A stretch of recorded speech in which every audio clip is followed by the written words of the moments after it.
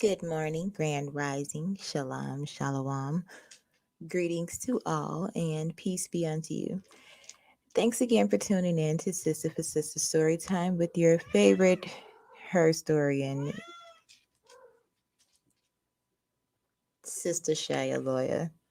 Thank you, Betty, for the introduction. Um, so we are continuing reading The Secret Teachings of All Ages by Manly P. Hall. And the current chapter we're on is The Human Body in Symbolism. If you would like to purchase the book, it is in the description box.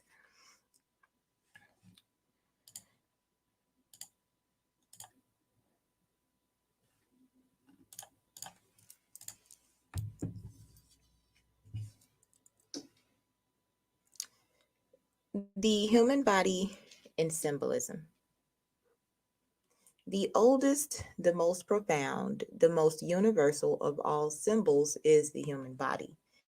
The Greeks, Persians, Egyptians, and Hindus considered a philosophical analysis of man's triune nature to be an indispensable part of ethical and religious training. The mysteries of every nation taught that the laws, elements, and powers of the universe were epitomized in the human constitution, that everything which existed outside of man had its analog within man.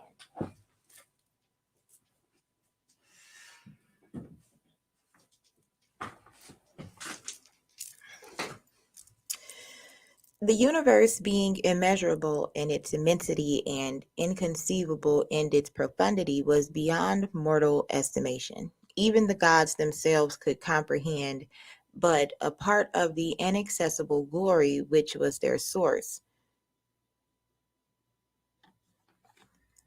When temporarily permeated with divine enthusiasm, man may transcend for a brief moment the limitations of his own personality and behold in part that celestial effulgence in which all creation is bathed. But even in his periods of great illumination, man is incapable of imprinting upon the substance of his rational soul a perfect image of the multiform expression of celestial activity. Recognizing the futility of attempting to cope intellectually with that which transcends the comprehension of the rational faculties, the early philosophers turned their attention from the inconceivable divinity to man himself, within the narrow confines of whose nature they found manifested all the mysteries of the external spheres. As the natural outgrowth of this practice, there was fabricated a secret theological system in which God was considered as the grand man and conversely, man as the little God. Continuing this analogy, the universe was regarded as a man and conversely, man as a miniature universe. The greater universe was termed the macrocosm, the great world or body, and the divine life or spiritual entity controlling its functions was called the prosophis. Man's body or the individual human universe was termed the microcosm, and the divine life or spiritual entity controlling its functions was called the microprosophis. The pagan mysteries were primarily concerned with instructing neophytes in the true relationship existing between the macrocosm and the microcosm. In other words, between God and man. Accordingly, the key to these analogies between the organs and functions of the microcosmic man and those of the macrocosmic man constituted the most prized possession of the early initiates. In Isis Unveiled, H.P. Blavatsky summarizes the pagan concept of man as follows. Man is a little world, a microcosm inside a great universe, or the great universe. Like a fetus, he is suspended by all his three spirits in the matrix of the macrocosmos, and while his terrestrial body is in constant sympathy with its parent Earth, his astral soul lives in unison with the sidereal anima mundi.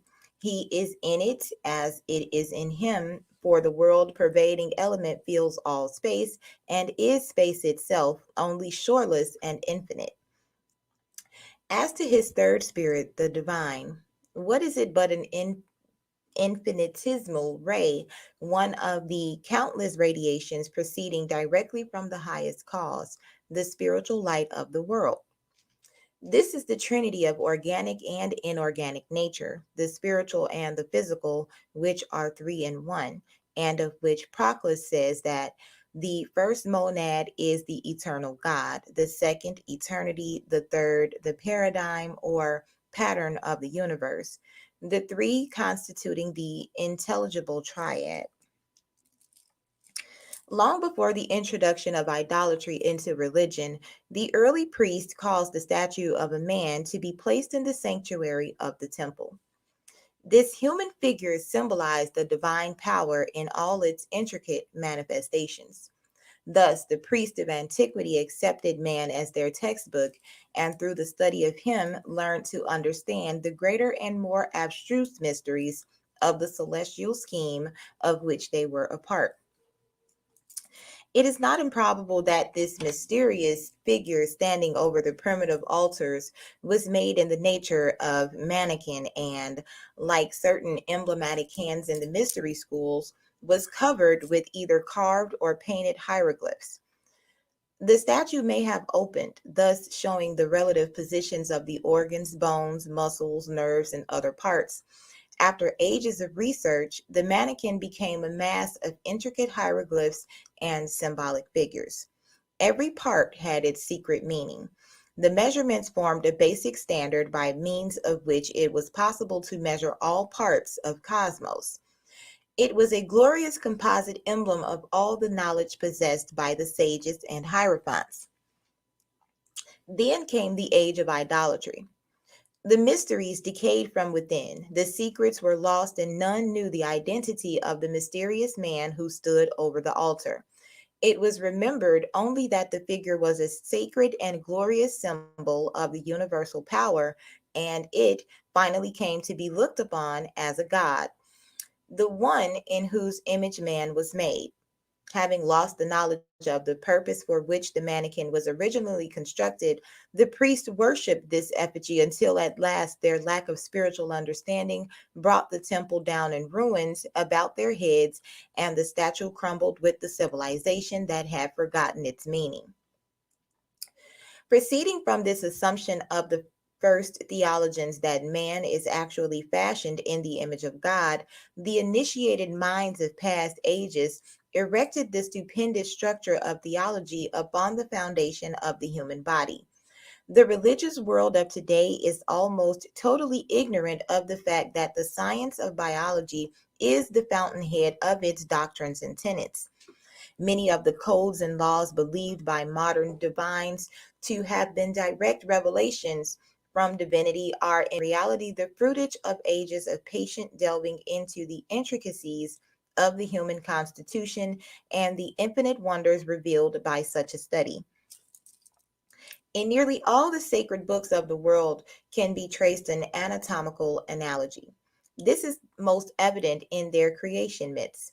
Anyone familiar with embryology and obstetrics will have no difficulty in recognizing the basis of the allegory concerning Adam and Eve and the Garden of Eden, 9 degrees of the Eleusinian mysteries, and the Brahmanic legend of Vishnu's incarnations.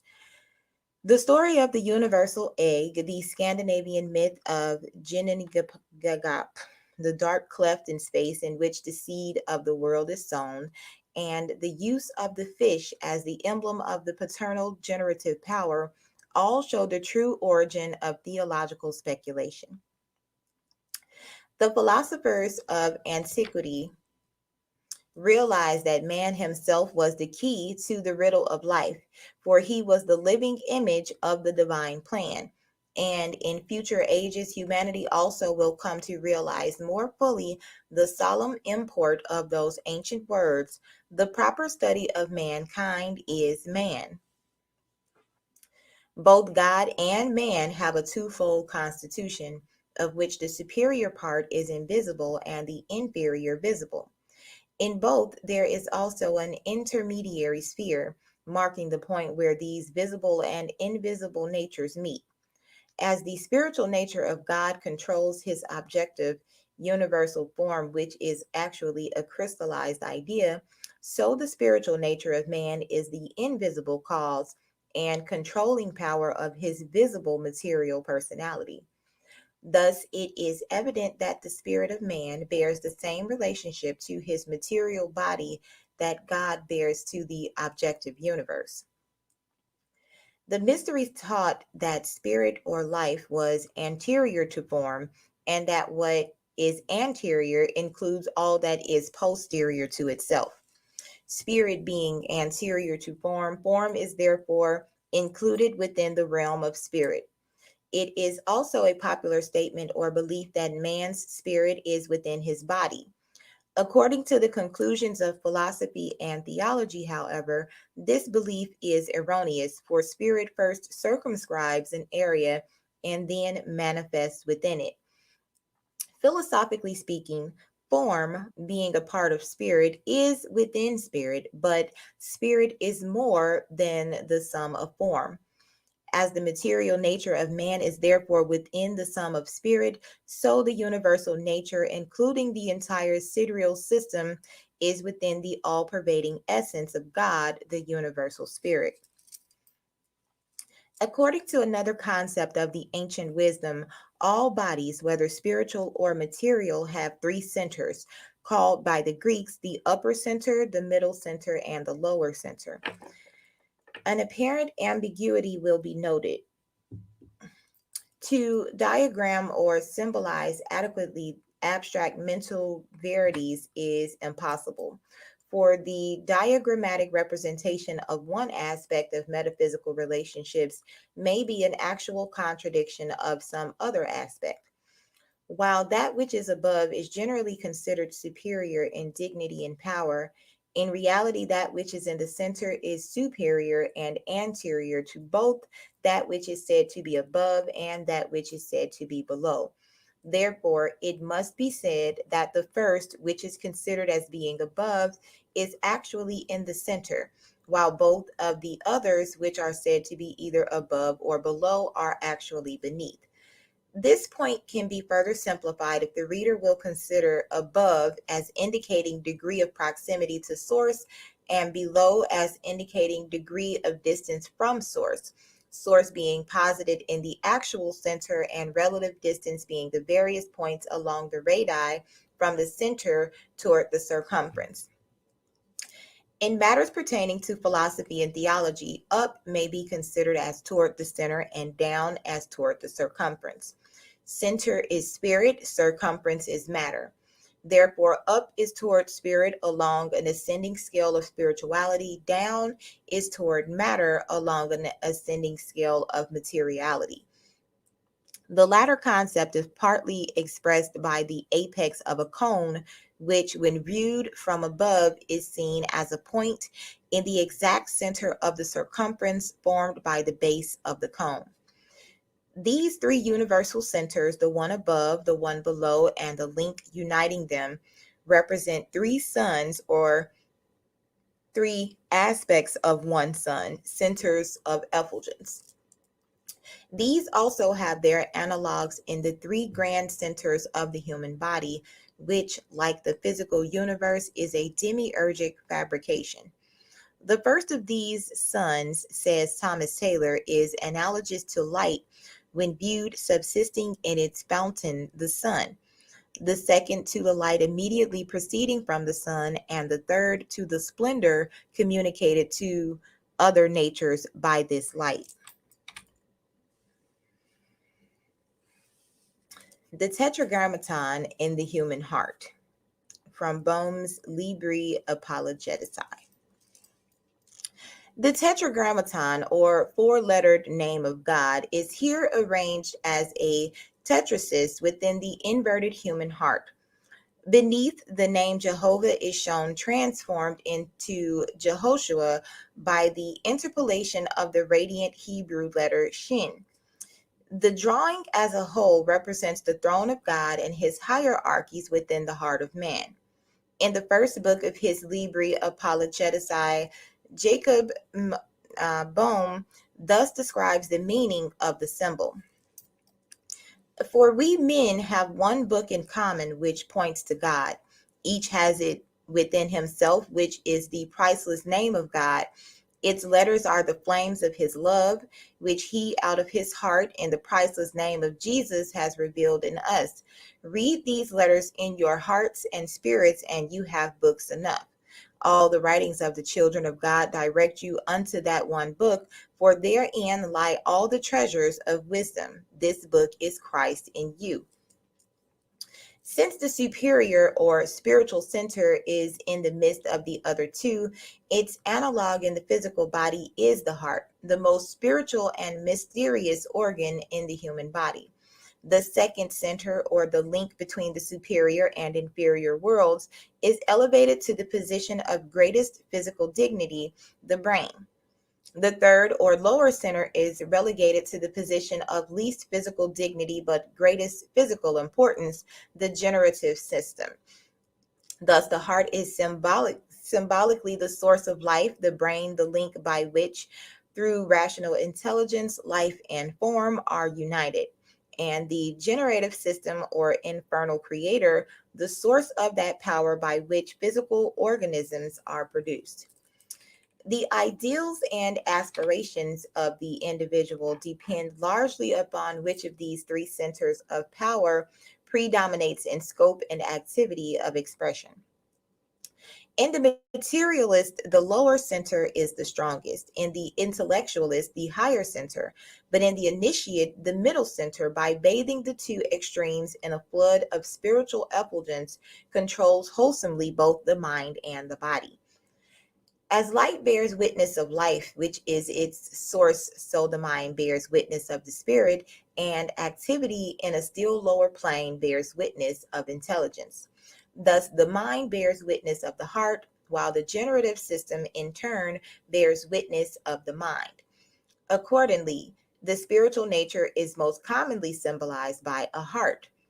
The intellectual power by an opened eye, symbolizing the pineal gland or cyclopean eye, which is the two-faced Janus of the pagan mysteries, and the generative system by a flower, a staff, a cup, or a hand. While all the mysteries recognize the heart as the center of spiritual consciousness, they often purposely ignored this concept and used the heart in its exoteric sense as the symbol of the emotional nature. In this arrangement, the generative center represented the physical body, the heart, the emotional body, and the brain, the mental body. The brain represented the superior sphere, but after the initiates had passed through the lower degrees, they were instructed that the brain was the proxy of the spiritual flame dwelling in the innermost recesses of the heart. The student of esotericism discovers here long that the ancients often resorted to various blinds to conceal the truth interpretations of their mysteries. The substitution of the brain for the heart was one of these blinds. The 3 degrees of the ancient mysteries were, with few exceptions, given in chambers which represented the 3 great centers of the human and universal bodies. If possible, the temple itself was constructed in the form of the human body. The candidate entered between the feet and received the highest degree in the point corresponding to the brain. Thus, the first degree was the material mystery, and its symbol was the generative system. It raised the candidate through the various degrees of concrete thought. The second degree was given in the chamber corresponding to the heart, but represented the middle power, which was the mental link. Here, the candidate was initiated into the mysteries of abstract thought and lifted as high as the mind was capable of penetrating. He then passed into the third chamber, which, analogous to the brain, occupied the highest position in the temple, but analogous to the heart, was of the greatest dignity. In the brain chamber, the heart mystery was given. Here the initiate for the first time truly comprehended the meaning of these immortal words. As a man thinketh in his heart, so is he.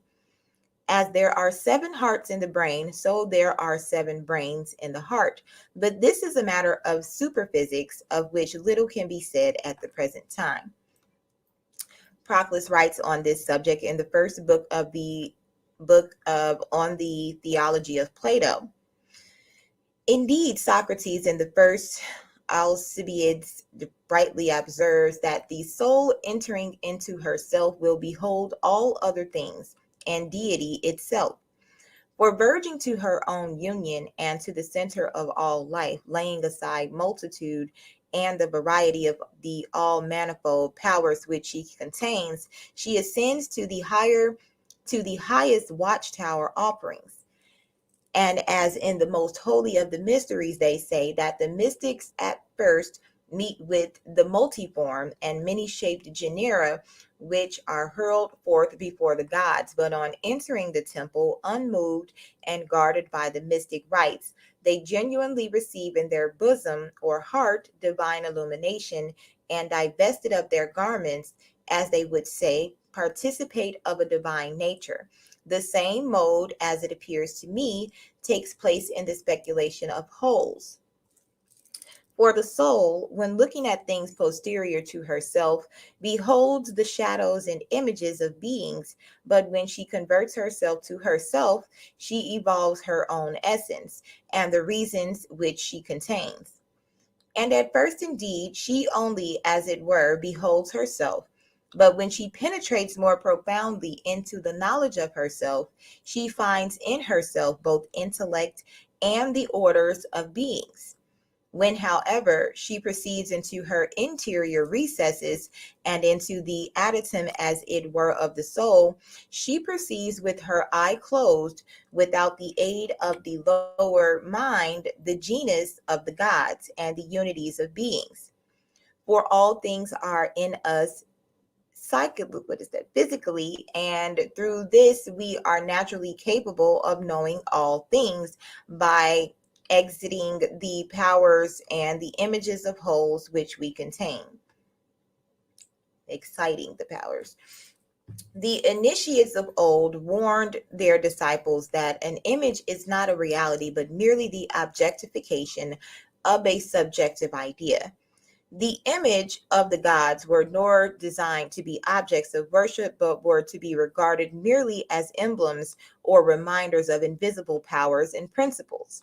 Similarly, the body of man must not be considered as the individual, but only as the house of the individual, in the same manner that the temple was the house of God. In a statue of grossness and perversion, man's body is the tomb or prison of a divine principle.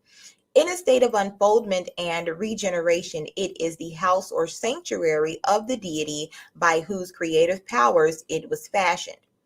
Personality is suspended upon a thread from the nature of being, declares the secret work. Man is essentially a permanent and immortal principle. Only his bodies pass through the cycle of birth and death. The immortal is the reality, the mortal is the unreality. During each period of earth life, reality thus dwells in unreality, to be liberated from it temporarily by death and permanently by illumination.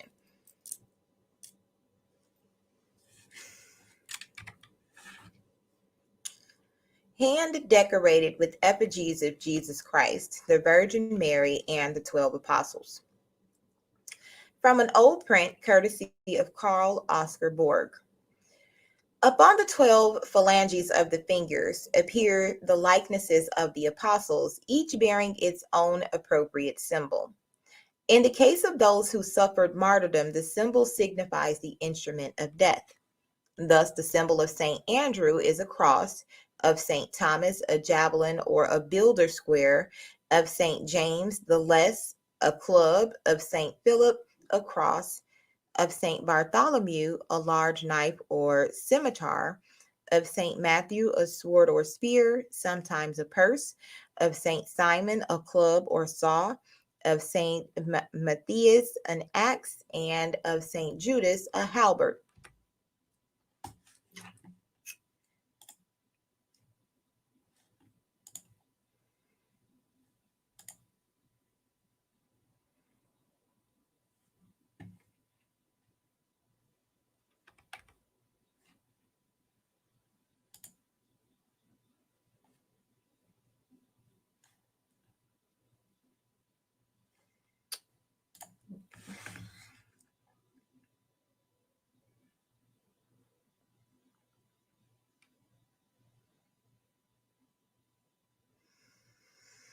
Okay, so the apostles whose symbols do not elate to their martyrdom are Saint Peter, who carries two crossed keys, one gold and one silver; Saint James the Great, who bears a pilgrim staff and an escallop shell; and Saint John, who holds a cup from which the poison miraculously departed in the form of a serpent. See the Handbook of Christian Symbolism. The figure of Christ upon the second phalange of the thumb does not follow the pagan system of assigning the first person of the creative triad to this position. God the Father should occupy the second phalange, God the Son the first phalange, while to God the Holy Spirit is assigned the base of the thumb. Also, according to the philosophic arrangement, the Virgin should occupy the base of the thumb, which is sacred to the moon. While generally regarded as polytheist, the pagans gained this reputation not because they worshiped more than one god, but rather because they personified the attributes of this god, thereby creating a pantheon of posterior deities, each manifesting a part of what the one god manifested as a whole. The various pantheons of ancient religions therefore actually represent the cataloged and personified attributes of deity.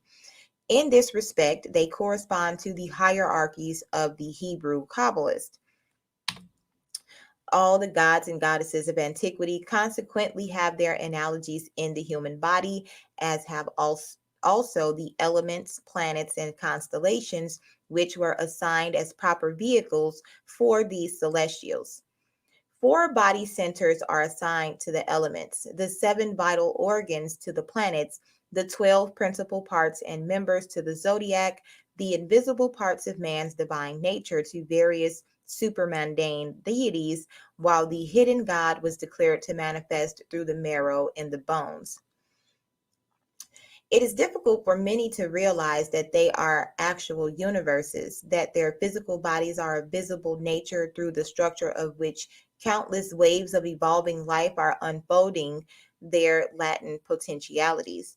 Yet, through man's physical body, not only are a mineral, a plant, and an animal kingdom evolving, but also unknown classifications and divisions of invisible spiritual life, just as cells are infinitesimal units in the structure of man, so man is an infinitesimal unit in the structure of the universe. A theology based upon the knowledge and appreciation of these relationships is as profoundly just as it is profoundly true. As man's physical body has 5 distinct and important extremities, 2 legs, 2 arms, and a head, of which the last governs the first 4, the number 5 has been accepted as the symbol of man. By its 4 corners, the pyramid symbolizes the arms and legs, and by its apex, the head, thus indicating that one rational power controls 4 irrational corners. The hands and feet are used to represent the 4 elements, of which the 2 feet are earth and water, and the 2 hands fire and air. The brain then symbolizes the sacred 5th element, ether, which controls and unites the other 4. If the feet are placed together and the arms outspread, man then symbolizes the cross with the rational intellect as the head or upper limb. The fingers and toes also have special significance. The toes represent the 10 commandments of the physical law, and the fingers the 10 commandments of the spiritual law. The 4 fingers of each hand represent the 4 elements, and the 3 phalanges of each finger represent the divisions of the element, so that in each hand there are 12 parts to the fingers, which are analogous to the signs of the zodiac, whereas the 2 phalanges and base of each thumb signify the threefold deity. The first phalange corresponds to the creative aspect, the second to the preservative aspect, and the base to the generative and destructive aspect. When the hands are brought together, the result is the 24 elders and the 6 days of creation. In symbolism, the body is divided vertically into halves, the right half being considered as light and the left half as darkness. By those unacquainted with the true meanings of light and darkness, the light half was denominated spiritual and the left half material. Light is the symbol of objectivity, darkness of subjectivity. Light is manifestation of life and is therefore posterior to life. That which is anterior to light is darkness, in which light exists temporarily but darkness permanently.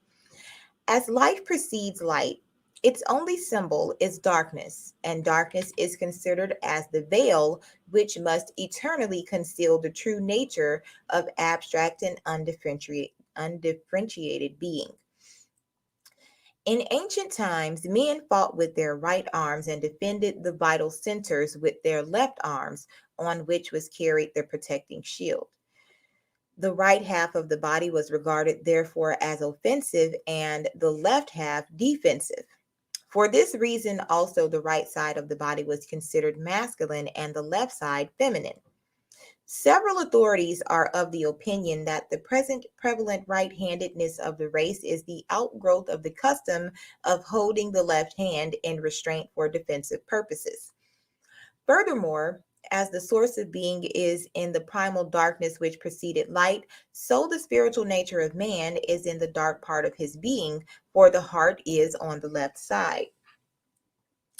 Among the curious misconceptions arising from the false practice of associating darkness with evil is one by which several early nations used the right hand for all constructive labors and the left hand for only those purposes termed unclean and unfit for the sight of the gods. For the same reason, black magic was often referred to as the left hand path, and heaven was said to be upon the right and hell upon the left. Some philosophers further declared that there were two methods of writing, one from left to right, which was considered the exoteric method, the other from right to left, which was considered esoteric. The exoteric writing was that which was done out or away from the heart, while the esoteric writing was that which, like the ancient Hebrew, was written toward the heart. The secret doctrine declares that every part and member of the body is epitomized in the brain, and in turn, that all that is in the brain is epitomized in the heart. In symbolism, the human head is frequently used to represent intelligence and self-knowledge. As the human body is in its entirety is the most perfect known product of the Earth's evolution, it was employed to represent divinity, the highest appreciable state or condition. Artists attempting to portray divinity often show only a hand emerging from an impenetrable cloud. The cloud signifies the unknowable divinity concealed from man by human limitation. The hand signifies the divine activity, the only part of God which is cognizable to the lower senses. The face consists of a natural trinity, the eyes representing the spiritual power which comprehends, the nostrils representing the preservative and vivifying power, and the mouth and ears representing the material demiurgic power of the lower world. The first sphere is eternally existent and is creative. The second sphere pertains to the mystery of the creative breach, and the third sphere to the creative word. By the word of God, the material universe was fabricated, and the seven creative powers or vowel signs, which had been brought into existence by the speaking of the word, became the seven Elohim or deities by whose power and administration the lower world was organized. Occasionally, the deity is symbolized by an eye, an ear, a nose, or a mouth. By the first, divine awareness is signified. By the second, divine interest. By the third, divine vitality. And by the fourth, divine command. The threefold life of the inner man, redrawn from Gitchel's Theosophia Practica. Johann George Gitchel, a profound philosopher and mystic, the most illumined of the disciples of Jacob Boehme, secretly circulated the above diagrams among a small group of devoted friends and students. Gitchel republished the writings of Boehme, illustrating them with numerous remarkable figures. According to Gitchel, the diagrams above represent the anatomy of the divine or inner man, and graphically set forth its condition during its human, infernal, and divine states. The plates in the William Law edition of Boehm's works are based apparently upon Gitchel's diagrams, which they follow in all essentials. Gitchell gives no detailed description of his figures, and the lettering on the original diagrams here, translated out of the German, is the only clue to the interpretation of the charts.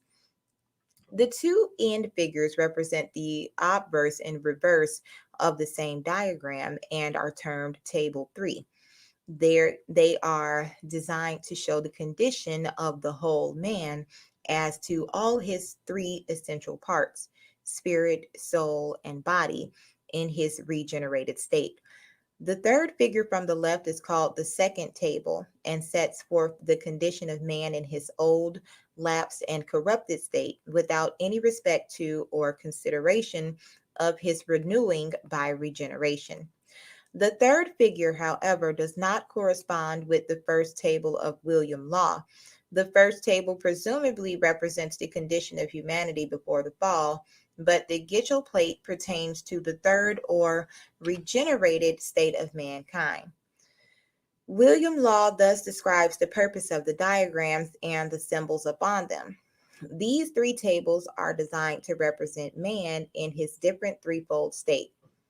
The first before his fall in purity, dominion, and glory, the second after his fall in pollution and perdition, and the third in his rising from the fall or on the way of regeneration in sanctification and tendency to his last perfection.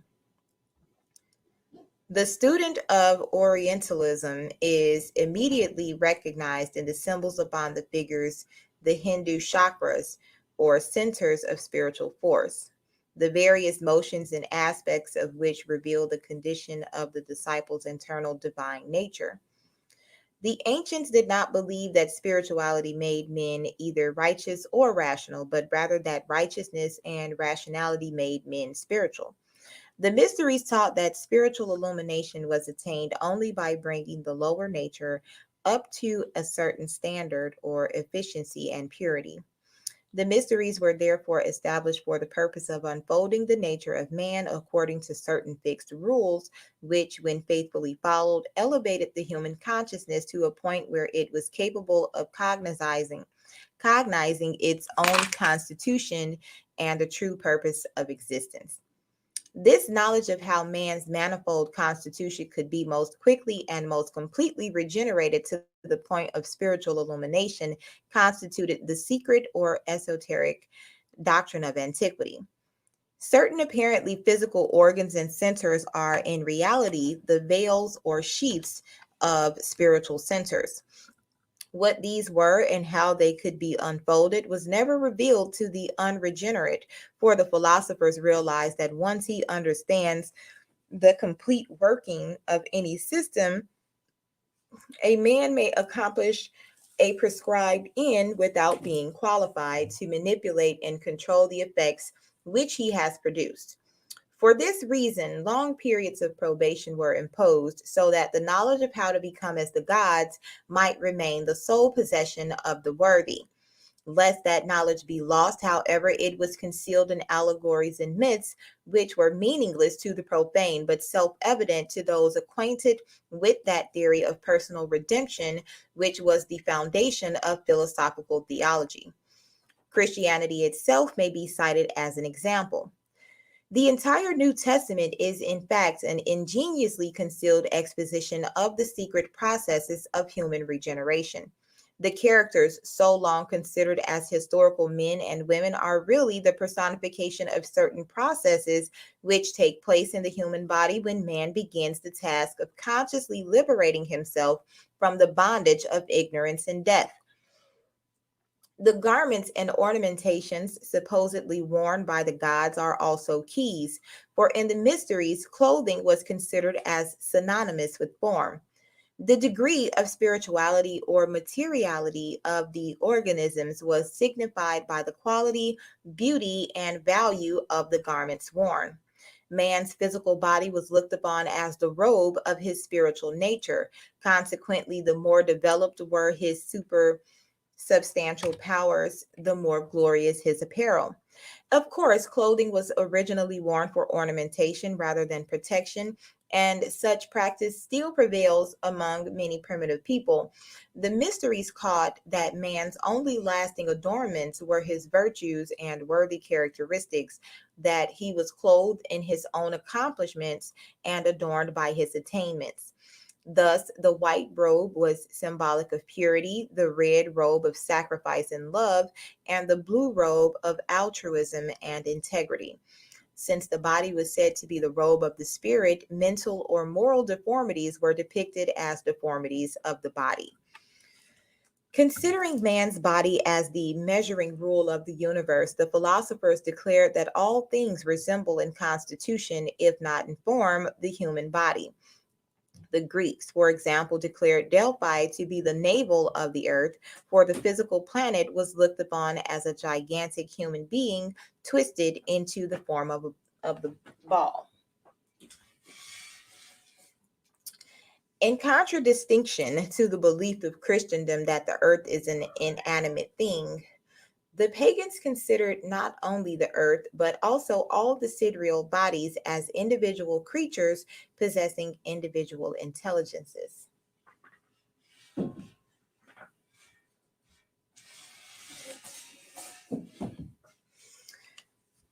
They even went so far as to view the various kingdoms of nature as individual entities.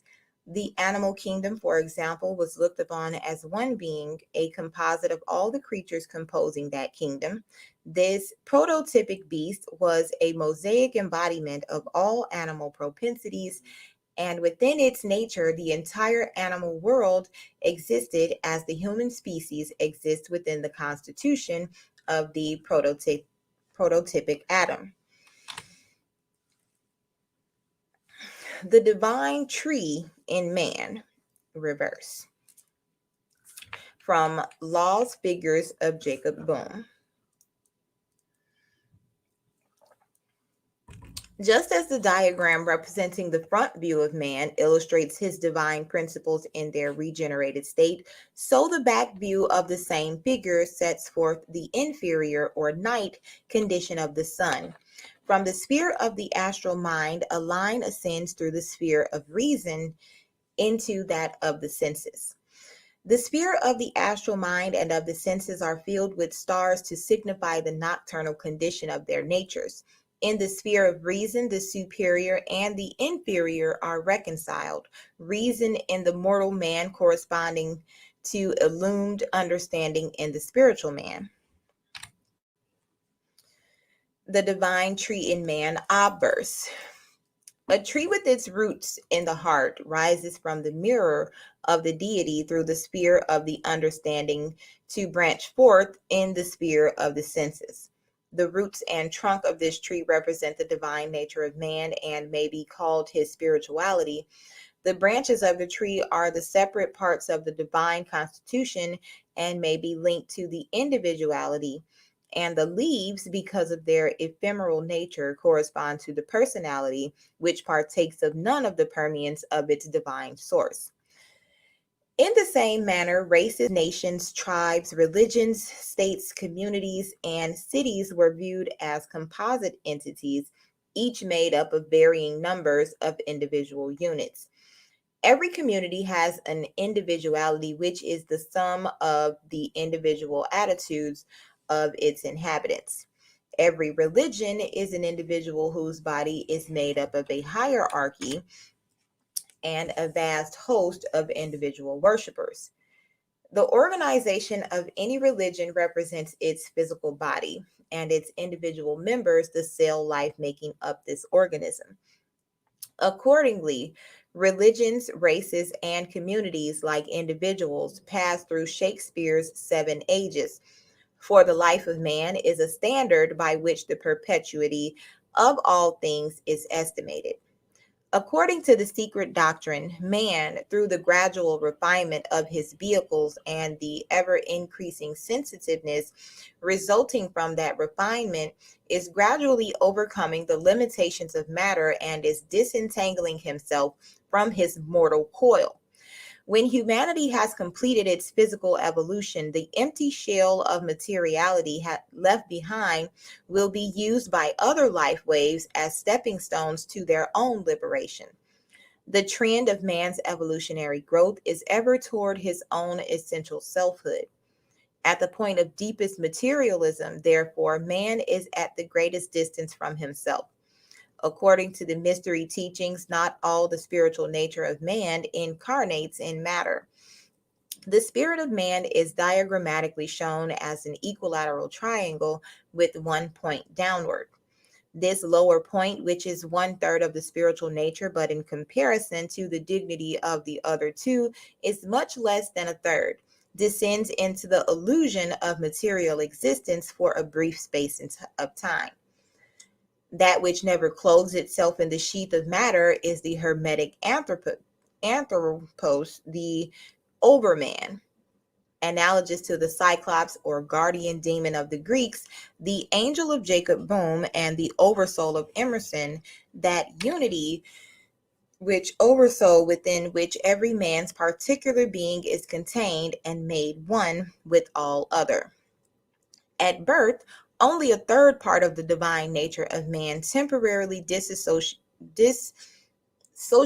itself from its own immortality and takes upon itself the dream of physical birth and existence, animating with its own celestial enthusiasm a vehicle composed of material elements, part of and bound to the material sphere.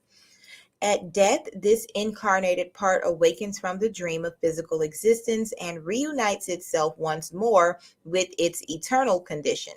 This periodical descent of spirit into matter is termed the wheel of life and death, and the principles involved are treated at length by the philosophers under the subject of metempsychosis. By initiation into the mysteries and a certain process known as operative theology, this law of birth and death is transcended, and during the course of physical existence, that part of the spirit which is asleep in form is awakened without the intervention of death, the inevitable initiator, and is consciously reunited with the anthropos, or the overshadowing substance of itself. This is at once the primary purpose and the consummate achievement of the mysteries, that man shall become aware of and consciously be reunited with the divine source of himself without tasting of physical dissolution. The Hiramic legend.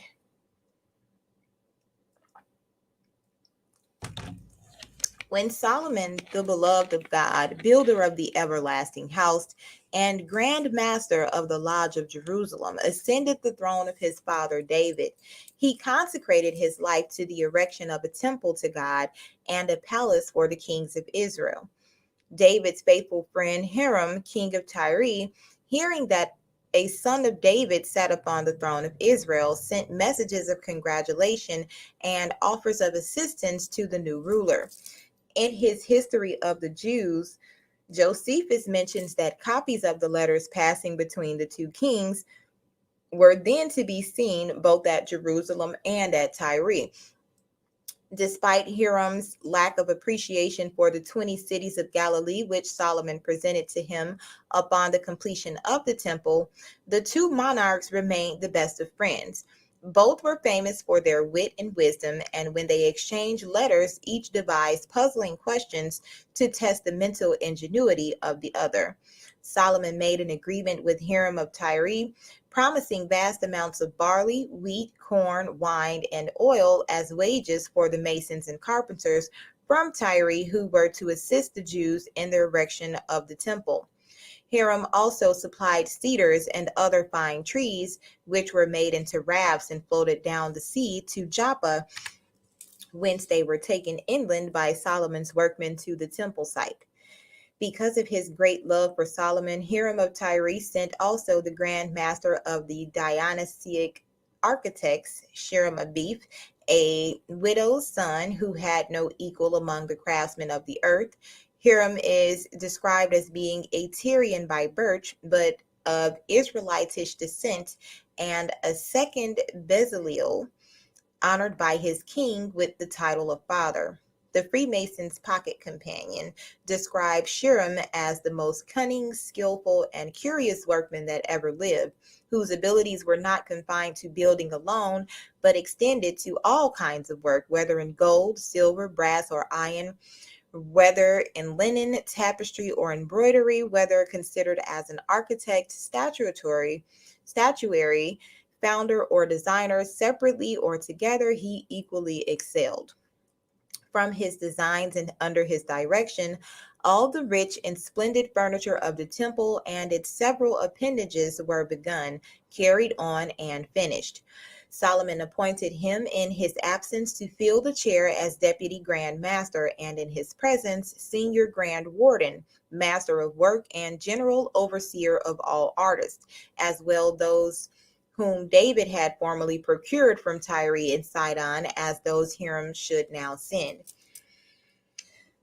Modern Masonic writers differ as to the accuracy of the last sentence. Although an immense amount of labor was involved in its construction, Solomon's Temple, in the words of George Oliver, was only a small building and very inferior in point of size to some of our churches.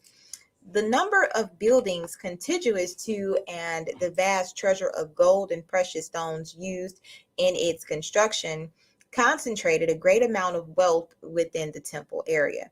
In the midst of the temple stood the Holy of Holies, sometimes called the Oracle. It was an exact cube, each dimension being 20 cubits, and exemplified the influence of Egyptian symbolism.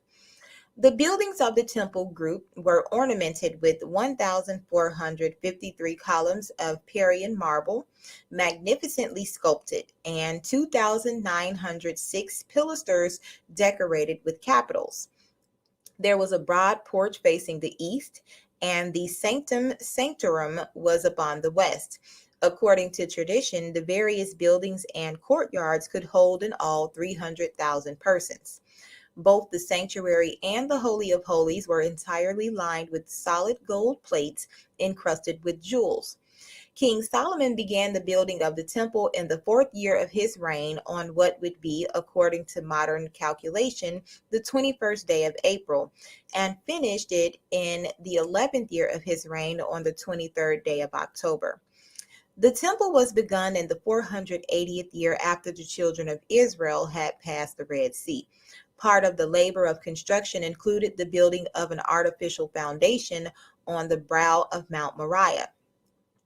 The stones for the temple were hoisted from quarries directly beneath Mount Moriah and were trued before being brought to the surface. The brass and golden ornaments for the temple were cast in molds in the clay ground between Succoth and Zeradatha, and the wooden parts were all finished before they reached the temple site. The building was put together consequently without sound and without instruments, all its parts fitting exactly, without hammer of contention, the axe of division, or any tool of mischief. Anderson's much discussed Constitutions of the Freemasons, published in London in 1723 and reprinted by Benjamin Franklin in Philadelphia in 1734, thus describes the division of the labors engaged in the building of the everlasting house. But Dagon's temple and the finest structures of Tyre and Sidon could not be compared with the eternal God's temple at Jerusalem. There were employed about it no less than 3,600 princes or master masons to conduct the work according to Solomon's directions, with 80,000 hewers of stone in the mountain or fellow craftsmen, and 70,000 laborers, in all 153,600, besides the levy under Adoniram to work in the mountains of Lebanon by turns with the Sidonians, 30,000 being in all 183,600. Daniel Sickles gives 3,300 overseers instead of 3,600 and lists the 3 grand masters separately. The same author estimates the cost of the temple at nearly 4,000 millions of dollars. The Masonic legend of the building of Solomon's temple does not in every particular parallel the scriptural version, especially in those portions relating to Shirem-Abith. According to the biblical account, this master workman returned to his own country. In the Masonic allegory, he is foully murdered. On this point, A.E. Waite, in his new Encyclopedia of Freemasonry, makes the following explanatory comment. The legend of the master builder is the great allegory of Masonry. It happens that his figurative story is grounded on the fact of a personality mentioned in Holy Scripture, but this historical background is of the accidents and not the essence. The significance is in the allegory and not in any point of history which may lie behind it. A Masonic apron with symbolic figures from an early hand-painted Masonic apron. While the mystic symbolism of Freemasonry decrees that the apron shall be a simple square of white lambskin with appropriate flap, Masonic aprons are frequently decorated with curious and impressive figures. When silk, cotton, or linen is worn, writes Albert Pike, the symbolism is lost, nor is one clothed who blots, defaces, and desecrates the white surface with ornamentation, figuring, or colors of any kind. To Mars, the ancient plane of cosmic energy, the Atlantean and Chaldean stargazers assigned Aries as a diurnal throne and Scorpio as a nocturnal throne. Those not raised to spiritual life by initiation are described as dead from the sting of a scorpion, for they wander in the night side of divine power. Through the mystery of the Paschal Lamb or the attainment of the Golden Fleece, these souls are raised into the constructive day power of Mars and Aries, the symbol of the Creator. When worn over the area related to the animal passions, the pure lambskin signifies the regeneration of the procreative forces and their consecration to the service of the deity. The size of the apron, exclusive of the flap, makes it the symbol of salvation, for the mysteries declare that it must consist of 144 square inches. The apron shown above contains a wealth of symbolism. The beehive, emblematic of the Masonic Lodge itself, the trowel, the mallet, and the trestle board, the rough and trued ashlars, the pyramids and hills of Lebanon, the pillars, the temple, and checkerboard floor, and the blazing star and tools of the craft. The center of the apron is occupied by the compass and square, representative of the macrocosm and the microcosm, and the alternately black and white serpent of astral light. Below is an acacia branch with 7 sprigs, signifying the life centers of the superior and the inferior man. The skull and crossbones are a continual reminder that the spiritual nature attains liberation only after the philosophical death of man's sensuous personality.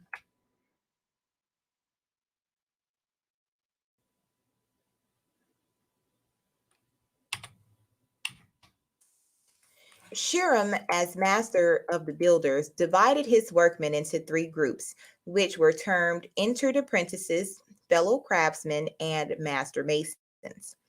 To each division, he gave certain passwords and signs by which their respective excellence could be quickly determined. While all were classified according to their merits, some were dissatisfied, for they desired a more exalted position than they were capable of filling. At last, 3 fellow craftsmen, more daring than their companions, determined to force Shirem to reveal to them the password of the master's degree. Knowing that Shirem always went into the unfinished sanctum sanctorum at high noon to pray, these ruffians, whose names were Jubilo, and Jubellum, lay in wait for him, one at each of the main gates of the temple.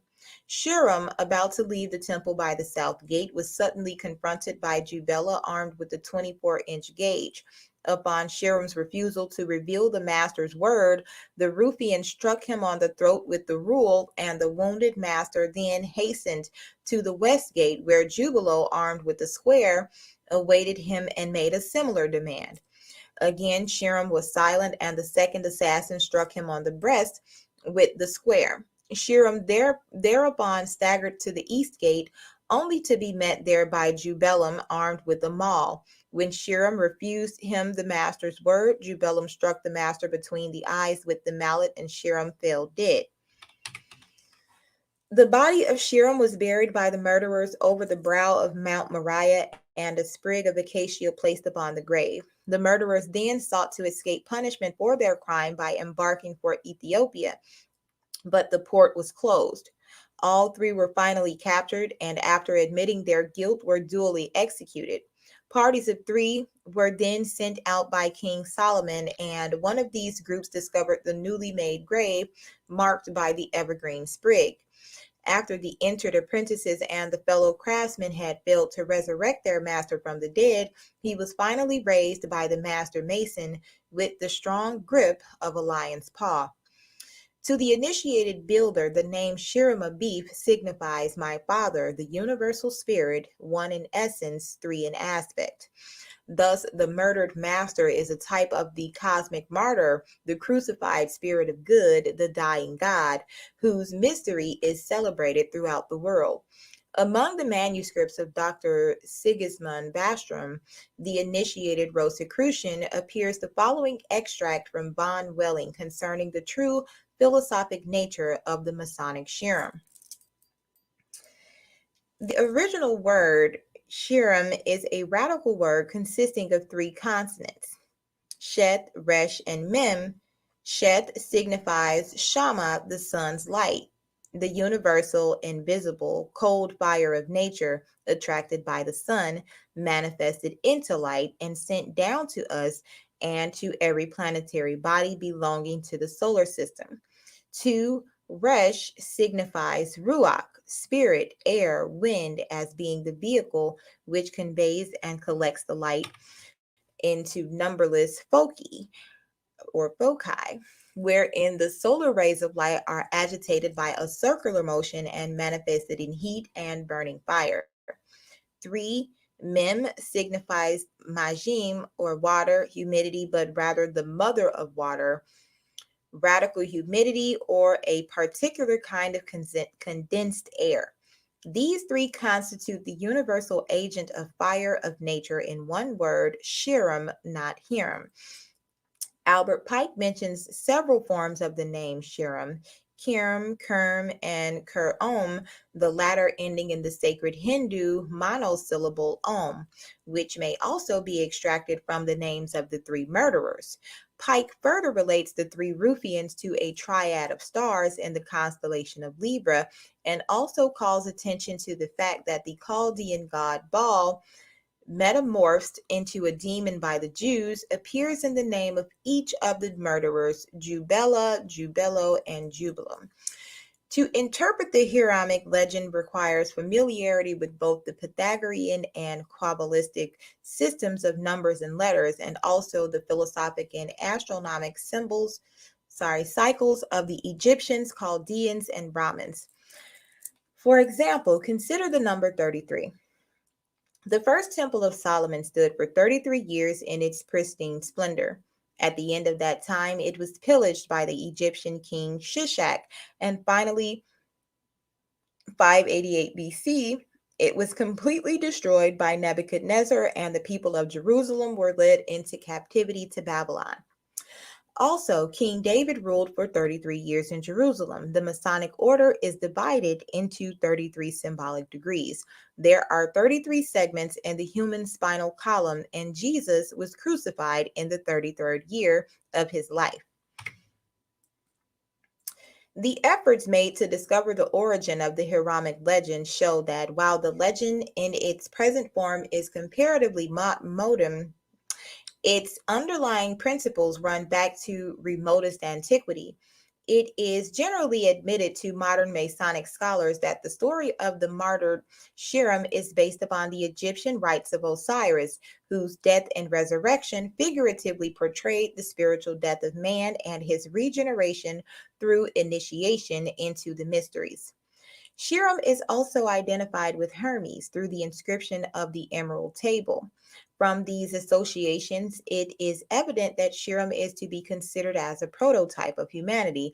In fact, he is Plato's idea or archetype of man. As Adam after the fall symbolizes the idea of human degeneration, so Shiram through his resurrection symbolizes the idea of human regeneration. On the 19th day of March 1314, Jacques de Molay, the last Grand Master of the Knights Templars, was burned on a pyre erected upon that point of the islet of the Seine at Paris, where afterwards was erected the statue of King Henry IV. It is mentioned as a tradition in some of the accounts of the burning, writes Jennings, that Molay, ere he expired, summoned Clement, the Pope, who had pronounced the bull of abolition against the order and had condemned the Grand Master to the flames, to appear within 40 days before the Supreme Eternal Judge, and Philip the King to the same awful tribunal within the space of a year. Both predictions were fulfilled. The close relationship between Freemasonry and the original Knights Templars has caused the story of Shiram to be linked with the martyrdom of Jacques de Molay. According to this interpretation, the three ruffians who cruelly slew their master at the gates of the temple because he refused to reveal the secrets of his order represent the Pope, the King, and the executioners. De Molay died maintaining his innocence and refusing to disclose the philosophical and magical arcana of the Templars. Those who have sought to identify Shiram with the murdered King Charles I conceive the Hiramic legend to have been invented for that purpose by Elias Ashmole, a mystical philosopher who was probably a member of the Rosicrucian fraternity. Charles was dethroned in 1647 and died on the block in 1649, leaving the Royalist Party leaderless. An attempt has been made to relate the term the sons of the widow, an appellation frequently applied to the members of the Masonic Order, to this incident in English history. For by the murder of her king, England became a widow, and all Englishmen widows' sons. To the mystic Christian Mason, Shiram represents the Christ who in 3 days or degrees raised the temple of his body from its earthly sepulchre. His three murderers were Caesar's agent, the state, the Sanhedrin, the church, and the incited populace, the mob. Thus considered, Shiram becomes the higher nature of man, and the murderers are ignorance, superstition, and fear. The indwelling Christ can give expression to himself in this world only through man's thoughts, feelings, and actions. Right thinking, right feeling, and right action, these are three gates through which the Christ power passes into the material world, there to labor in the erection of the temple of universal brotherhood. Ignorance, superstition, and fear are three ruffians through whose agencies the spirit of good is murdered and a false kingdom controlled by wrong thinking, wrong feeling, and wrong action established in its stead. In the material universe, evil appears ever victorious. In this sense, writes Daniel Sickles, the myth of the Tyrian is perpetually repeated in the history of human affairs. Orpheus was murdered and his body thrown into the Hebrus. Socrates was made to drink the hemlock, and in all ages we have seen evil temporarily triumphant and virtue and truth calumniated, persecuted, crucified, and slain. But eternal justice marches surely and swiftly through the world. The Typhons, the children of darkness, the plotters of crime, all the infinitely varied forms of evil are swept into oblivion, and truth and virtue, for a time laid low, come forth, clothed with diviner majesty and crowned with everlasting glory. If, as there is ample reason to suspect, the modern Freemasonic order was profoundly influenced by, if it is not an actual overgrowth of, Francis Bacon's secret society, its symbolism is undoubtedly permeated with Bacon's two great ideals, universal education and universal democracy. The deadly enemies of universal education are ignorance, superstition, and fear, by which the human soul is held in bondage to the lowest part of its own constitution. The errant enemies of universal democracy have ever been the crown, the tiara, and the torch. The Shiram symbolizes that ideal state of spiritual, intellectual, and physical emancipation which has ever been sacrificed upon the altar of human selfishness. Shiram is the beautifier of the eternal house. Modern utilitarianism, however, sacrifices the beautiful for the practical, in the same breath declaring the obvious lie that selfishness, hatred, and discord are practical. Dr. Orville Ward Owen found a considerable part of the first 32 degrees of Freemasonic ritualism hidden in the text of the first Shakespeare folio. Masonic emblems are to be observed also upon the title pages of nearly every book published by Bacon. Sir Francis Bacon considered himself as a living sacrifice upon the altar of human need. He was obviously cut down in the midst of his labors, and no student of his New Atlantis can fail to recognize the Masonic symbolism contained therein.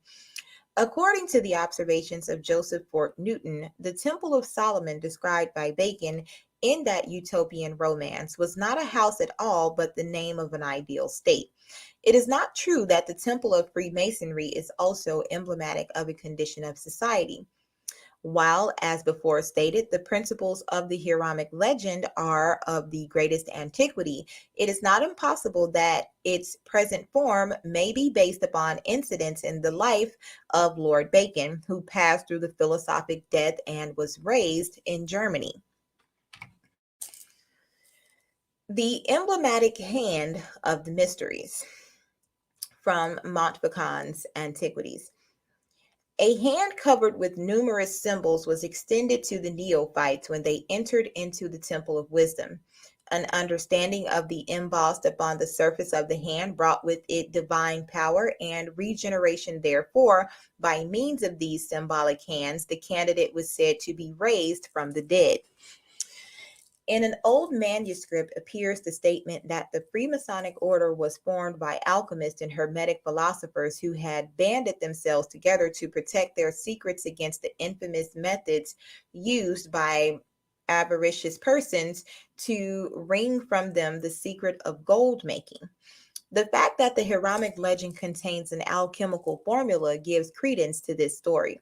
Thus, the building of Solomon's temple represents the consummation of the magnum opus, which cannot be realized without the assistance of Shiram, the universal agent. The Masonic mysteries teach the initiate how to prepare within his own soul a miraculous powder of projection by which it is possible for him to transmute the base lump of human ignorance, perversion, and discord into an ingot of spiritual and philosophic gold. Sufficient similarity exists between the Masonic Shiram and the Kundalini of Hindu mysticism to warrant the assumption that Shiram may be considered a symbol also of the spirit fire moving through the sixth ventricle of the spinal column. The exact science of human regeneration is the lost key of Masonry, for when the spirit fire is lifted up through the 33 degrees or segments of the spinal column and enters into the domed chamber of the human skull, it finally passes into the pituitary body or Isis, where it invokes Ra, the pineal gland, and demands the sacred name. Operative Masonry, in the fullest meaning of that term, signifies the process by which the eye of Horus is opened. E.A. Wallace Budge has noted that in some of the papyri illustrating the entrance of the souls of the dead into the judgment hall of Osiris, the deceased person has a pine cone attached to the crown of his head. The Greek mystics also carried a symbolic staff, the upper end being in the form of a pine cone, which was called the Thyrsus of Bacchus. In the human brain, there is a tiny gland called the pineal body, which is the sacred eye of the ancients and corresponds to the third eye of the Cyclops. Little is known concerning the function of the pineal body, which Descartes suggested more wisely than he knew might be the abode of the spirit of man, as its name signifies. The pineal gland is the sacred pine cone in man, the eye single, which cannot be opened until Shiram, the spirit fire, is raised through the sacred seals, which are called the seven churches in Asia. There is an oriental painting which shows three sunbursts. One sunburst covers the head, in the midst of which sits Brahma with four heads, his body a mysterious dark color. The second sunburst, which covers the heart, solar plexus, and upper abdominal region, shows Vishnu sitting in the blossom of the lotus on a couch formed of the coils of the serpent of cosmic motion, its seven-hooded head forming a canopy over the god. The third sunburst is over the generative system, in the midst of which sits Shiva, his body a grayish white, and the Ganges River flowing out of the crown of his head. This painting was the work of a Hindu mystic who spent many years subtly concealing great philosophical principles within these figures. The Christian legends could be related also to the human body by the same method as the Oriental, for the arcane meanings hidden in the teachings of both schools are identical. As applied to Masonry, the three sunbursts represent the gates of the temple at which Shiram was struck, there being no gate in the north because the sun never shines from the northern angle of the heavens. The north is the symbol of the physical because of its relation to ice, crystallized water, and to the body, crystallized spirit. In man, the light shines toward the north, but never from it, because the body has no light of its own, but shines with the reflected glory of the divine life particles concealed within physical substance. For this reason, the moon is accepted as the symbol of man's physical nature. Shiram is the mysterious, fiery, airy water which must be raised through the three grand centers, symbolized by the ladder with three rungs and the sunburst flowers mentioned in the description of the Hindu painting. It must also pass upward by means of the ladder of seven rungs, the seven plexuses proximate to the spine. The 9 segments of the sacrum and coccyx are pierced by 10 foramina through which pass the roots of the tree of life. 9 is the sacred number of man, and in the symbolism of the sacrum and coccyx, a great mystery is concealed. That part of the body from the kidney downward was termed by the early Kabbalists the land of Egypt, into which the children of Israel were taken during the captivity. Out of Egypt, Moses, the illuminated mind, as his name implies, led the tribes of Israel, the 12 faculties, by raising the brazen serpent in the wilderness upon the symbol of the Taw cross. Not only Shiram, but the god men of nearly every pagan mystery ritual are personifications of the spirit fire in the human spinal cord. The astronomical aspect of the Hiramic legend must not be overlooked. The tragedy of Shiram is enacted annually by the sun during its passage through the signs of the zodiac. From the journey of the sun through the 12 signs, writes Albert Pike, come the legend of the 12 labors of Hercules and the incarnations of Vishnu and Buddha. Hence came the legend of the murder of Kurum, representative of the sun, by the 3 fellow crabs, symbols of the winter signs, Capricornus, Aquarius, and Pisces, who assailed him at the 3 gates of heaven and slew him at the winter solstice. Hence the search for him by the 9 fellow crabs, the other 9 signs, his finding, burial, and resurrection. Other authors consider Libra, Scorpio, and Sagittarius as the 3 murderers of the sun, inasmuch as Osiris was murdered by Typhon, to whom were assigned the 30 degrees of the constellation of Scorpio. In the Christian mysteries, also, Judas signifies the scorpion, and the 30 pieces of silver for which he betrayed his Lord represent the number of degrees in that sign. Having been struck by Libra, the state, Scorpio, the church, and Sagittarius, the mob, the sun, Shiram, is secretly home through the darkness by the signs of Capricorn, Aquarius, and Pisces, and buried over the brow of a hill, the vernal equinox. Capricorn has for its symbol an old man with a scythe in his hand. This is Father Time, a wayfarer, who is symbolized in Masonry as straightening out the ringlets of a young girl's hair. If the weeping virgin be considered a symbol of Virgo, and Father Time with his scythe a symbol of Capricorn, then the interval of 90 degrees between these two signs will be found to correspond to that occupied by the three murderers. Esoterically, the urn containing the ashes of Shiram represents the human heart. Saturn, the old man who lives at the North Pole and brings with him to the children of men a sprig of evergreen, the Christmas tree, is familiar to the little folks under the name of Santa Claus, for he brings each winter the gift of a new year. The martyred sun is discovered by Aries, a fellow craftsman, and at the vernal equinox, the process of raising him begins. This is finally accomplished by the Lion of Judah, who in ancient times occupied the position of the keystone of the royal ark of heaven.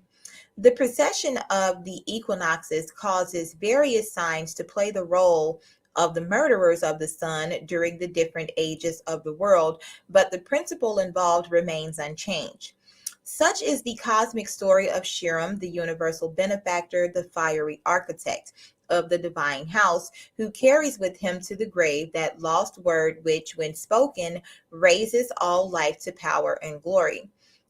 According to Christian mysticism, when the lost word is found, it is discovered in a stable surrounded by beasts and marked by a star. After the sun leaves Leo, writes Robert Hewitt Brown, the days begin to grow unequivocally shorter as the sun declines toward the autumnal equinox, to be again slain by the 3 autumnal months, lie dead through the 3 winter ones, and be raised again by the 3 vernal ones. Each year, the great tragedy is repeated and the glorious resurrection takes place. Shiram is termed dead because in the average individual, the cosmic creative forces are limited in their manifestation to purely physical and correspondingly materialistic expression. Obsessed by his belief in the reality and permanence of physical existence, man does not correlate the material universe with the blank north wall of the temple. As the solar light symbolically is said to die as it approaches the winter solstice, so the physical world may be termed the winter solstice of the spirit. Reaching the winter solstice, the sun apparently stands still for 3 days and then, rolling away the stone of winter, begins its triumphal march north towards the summer solstice. The condition of ignorance may be likened to the winter solstice of philosophy, spiritual understanding to the summer solstice. From this point of view, initiation into the mysteries becomes the vernal equinox of the spirit, at which time the Shiram in man crosses from the realm of mortality into that of eternal life. The autumnal equinox is analogous to the mythological fall of man, at which time the human spirit descended into the realms of Hades by being immersed in the illusion of terrestrial existence.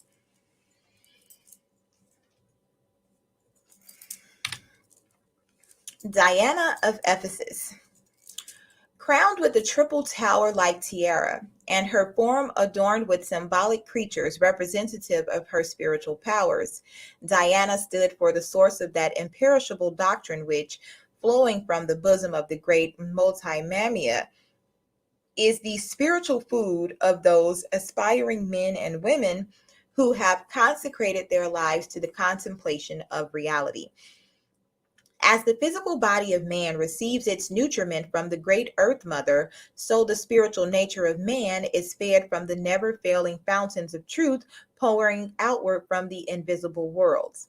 In an essay on the beautiful, Plotinus describes the refining effect of beauty upon the unfolding consciousness of man. Commissioned to decorate the everlasting house, Shiram Abif is the embodiment of the beautifying principle. Beauty is essential to the natural unfoldment of the human soul. The mysteries held that man, in part at least, was the product of his environment. Therefore, they considered it imperative that every person be surrounded by objects which would evoke the highest and noblest sentiments. They proved that it was possible to produce beauty in life by surrounding life with beauty. They discovered that symmetrical bodies were built by souls continuously in the presence of symmetrical bodies, that noble thoughts were produced by minds surrounded by examples of mental nobility. Conversely, if a man were forced to look upon an ignoble or asymmetrical structure, it would arouse within him a sense of ignobility, which would provoke him to commit ignoble deeds. If an ill-proportioned building were erected in the midst of a city, there would be ill-proportioned children born in that community, and men and women gazing upon the asymmetrical structure would live inharmonious lives. Thoughtful men of antiquity realized that their great philosophers were the natural products of the aesthetic ideals of architecture, music, and art established as the standards of the cultural systems of the time. The substitution of the discord of the fantastic for the harmony of the beautiful constitutes one of the great tragedies of every civilization. Not only were the savior gods of the ancient world beautiful, but each performed a ministry of beauty, seeking to effect man's regeneration by arousing within him the love of the beautiful. A renaissance of the golden age of fable can be made possible only by the elevation of beauty to its rightful dignity as the all-pervading, idealizing quality in the religious, ethical, sociological, scientific, and political departments of life. The Dionysiac architects were consecrated to the raising of their master spirit, cosmic beauty, from the sepulchre of material ignorance and selfishness by erecting buildings which were such perfect exemplars of symmetry and majesty that they were actually magical formula by which was evoked the spirit of the martyred beautifier entombed within a materialistic world. In the Masonic mysteries, the triune spirit of man, the light delta, is symbolized by the three grand masters of the Lodge of Jerusalem. As God is the pervading principle of three worlds, in each of which he manifests as an active principle, so the spirit of man, partaking of the nature of divinity, dwells upon three planes of being: the supreme, the superior, and the inferior spheres of the Pythagoreans. At the gate of the inferior sphere, the underworld or dwelling place of mortal creatures, stands the guardian of Hades, the three-headed dog Cerberus, who is analogous to the three murderers of the Hiramic legend. According to this symbolic interpretation of the triune spirit, Shiram is the third or incarnating part, the master builder who through all ages erects living temples of flesh and blood as shrines of the Most High. Shiram comes forth as a flower and is cut down. He dies at the gates of matter. He is buried in the elements of creation, but like Thor, he swings his mighty hammer in the fields of space, sets the primordial atoms in motion, and establishes order out of chaos. As the potentiality of cosmic power within each human soul, Shiram lies waiting for man by the elaborate ritualism of life to transmute potentiality into divine potency. As the sense perceptions of the individual increase, however, man gains ever greater control over his various parts, and the spirit of life within gradually attains freedom. The three murderers represent the laws of the inferior world, birth, growth, and decay, which ever frustrate the plan of the builder. To the average individual, physical birth actually signifies the death of Shiram, and physical death, the resurrection of Shiram. To the initiate, however, the resurrection of the spiritual nature is accomplished without the intervention of physical death. The curious symbols found in the base of Cleopatra's Needle, now standing in Central Park, New York, were interpreted as being of first Masonic significance by S.A. Zola, 33rd degree, past Grand Master of the Grand Lodge of Egypt. Masons' marks and symbols are to be found on the stones of numerous public buildings, not only in England and on the continent, but also in Asia. In his Indian Mason's Marks of the Mughal Dynasty, A. Gorham describes scores of markings appearing on the walls of buildings such as the Taj Mahal, the Jama Masjid, and that famous Masonic structure, the Qutb Minar. According to those who regard Masonry as an outgrowth of the secret society of architects and builders, which for thousands of years formed a caste of master craftsmen, Shiram Abif was the Tyrian Grand Master of a worldwide organization of artisans with headquarters in Tyre. Their philosophy consisted of incorporating into the measurements and ornamentation of temples, palaces, mausoleums, fortresses, and other public buildings their knowledge of the laws controlling the universe. Every initiated workman was given a hieroglyphic with which he marked the stones he trewed to show to all posterity that he thus dedicated to the supreme architect of the universe each perfected product of his labor.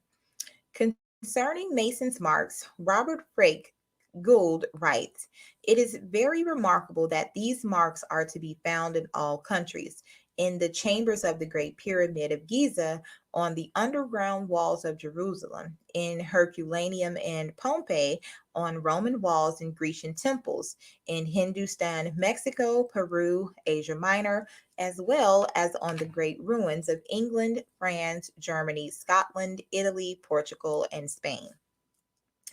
From this viewpoint, the story of Shiram may well represent the incorporation of the divine secrets of architecture into the actual parts and dimensions of earthly buildings. The 3 degrees of the craft bury the Grand Master, the great arcanum, in the actual structure they erect, after first having killed him with the builder's tools by reducing the dimensionless spirit of cosmic beauty to the limitations of concrete form. These abstract ideals of architecture can be resurrected, however, by the master mason who, by meditating upon the structure, releases therefrom the divine principles of architectonic philosophy incorporated or buried within it. Thus, the physical building is actually the tomb or embodiment of the creative ideal, of which its material dimensions are but the shadow. Moreover, the Hiramic legend may be considered to embody the vicissitudes of philosophy itself. As institutions for the dissemination of ethical culture, the pagan mysteries were the architects of civilization. Their power and dignity were personified in Shiram Abif, the master builder, but they eventually fell a victim to the onslaughts of that recurrent trio of state, church, and mob. They were desecrated by the state, jealous of their wealth and power, by the early church, fearful of their wisdom, and by the rabble or soldiery incited by both state and church. As Shiram was raised from his grave, whispers the master mason's word, which was lost through his untimely death. So, according to the tenets of philosophy, the reestablishment or resurrection of the ancient mysteries will result in the rediscovery of that secret teaching, without which civilization must continue in a state of spiritual confusion and uncertainty. When the mob governs, man is ruled by ignorance. When the church governs, he is ruled by superstition. And when the state governs, he is ruled by fear. Before men can live together in harmony and understanding, ignorance must be transmuted into wisdom, superstition into an illumined faith, and fear into love. Despite statements to the contrary, Masonry is a religion seeking to unite God and man by elevating its initiates to that level of consciousness whereon they can behold with clarified vision the workings of the great architect of the universe. From age to age, the vision of a perfect civilization is preserved as the ideal for mankind. In the midst of that civilization shall stand a mighty university wherein both the sacred and secular sciences concerning the mysteries of life will be freely taught to all who will assume the philosophic life. Here, creed and dogma will have no place. The superficial will be removed and only the essential be preserved. The world will be ruled by its most illumined minds, and each will occupy the position for which he is most admirably fitted. The great university will be divided into grades, admission to which will be through preliminary tests or initiations. Here, mankind will be instructed in the most sacred, the most secret, and the most enduring of all mysteries, symbolism. Here, the initiate will be taught that every visible object, every abstract thought, every emotional reaction is but the symbol of an eternal principle. Here, mankind will learn that Shiram or truth lies buried in every atom of cosmos, that every form is a symbol and every symbol the tomb of an eternal verity. Through education, spiritual, mental, moral, and physical, man will learn to release living truths from their lifeless coverings. The perfect government of the earth must be patterned eventually after that divine government by which the universe is ordered. In that day, when perfect order is reestablished, with peace universal and good triumphant, men will no longer seek for happiness, for they shall find it welling up within themselves. Dead hopes, dead aspirations, dead virtues shall rise from their graves, and the spirit of beauty and goodness, repeatedly slain by ignorant men, shall again be the master of work. Then shall sages sit upon the seats of the mighty, and the gods walk with men.